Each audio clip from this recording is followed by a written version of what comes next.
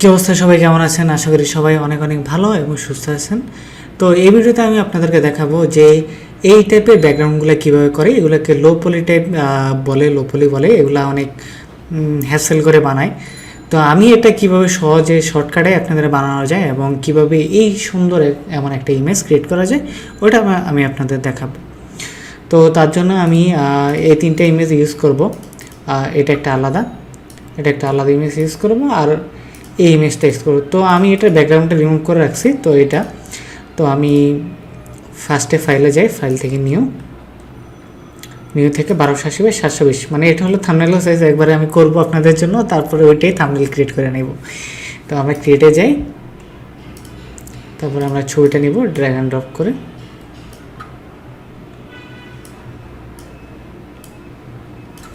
ওকে, এখন আমরা এই ছবিটা নেব।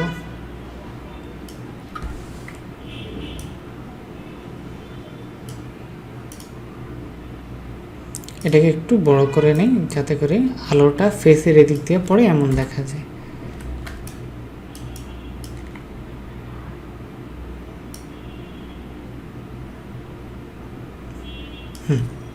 এবার ঠিক আছে।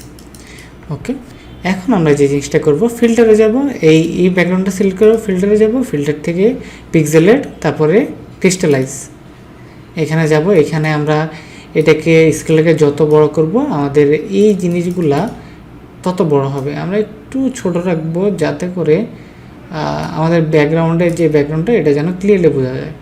দেখেন এটা ক্লিয়ারলি অত বোঝা যাচ্ছে না, তো আমরা এটাকে একটু ছোট করে দিই, আমরা এটাকে 20 করে দিই। ওকে, এইবার ঠিক আছে।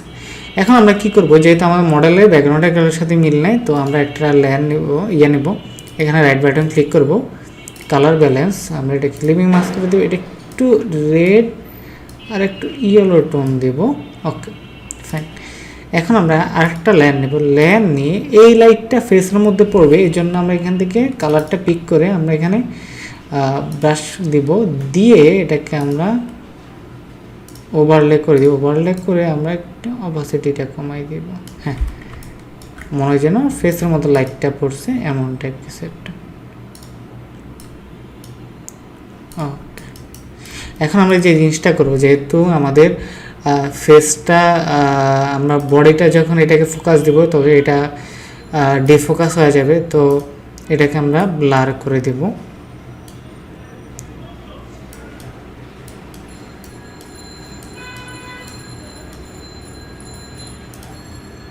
ওকে, ব্লার হয়ে গেছে। এখন এই জায়গাতে আমরা অনেক ধরনের ইমেজও ইউজ করতে পারি, যেমন হলো যে আমরা তো এটা করলাম ইউজ, এটাকে আমরা অফ করে দিই। এই জায়গাতে আমি আরও 2-3টে ইমেজ ডাউনলোড করে রাখছিলাম, এই ইমেজটাকে আমরা আনতে পারি, বসাতে পারি। ওকে, এই ইমেজটাকেও দিতে পারি আমরা এখানে ব্লারটা উঠাই দিতে পারি, এই ইমেজটা ইউজ করতে পারি ব্যাকগ্রাউন্ড হিসাবে। তো এটাই ছিল ভিডিও, যে আসলে সহজে কীভাবে লো পলি টাইপ ব্যাকগ্রাউন্ড ইউজ করা যায় এবং আপনার ছবির ব্যাকগ্রাউন্ডগুলোকে কত সুন্দর করে আপনারা ইউজ করতে পারেন, এটাই।